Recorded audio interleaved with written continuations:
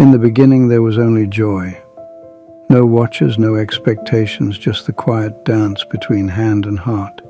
But soon came the whispers, numbers, charts, the silent measure of worth.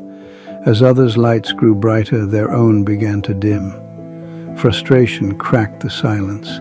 The more they chased meaning, the more it fled, until only a tiny spark drifted just beyond reach.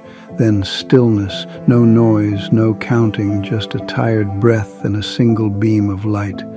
And in that surrender, the spark returned, waiting not to be captured, but seen slowly. They rose, not to prove anything, but to feel alive again. With each new stroke, color returned.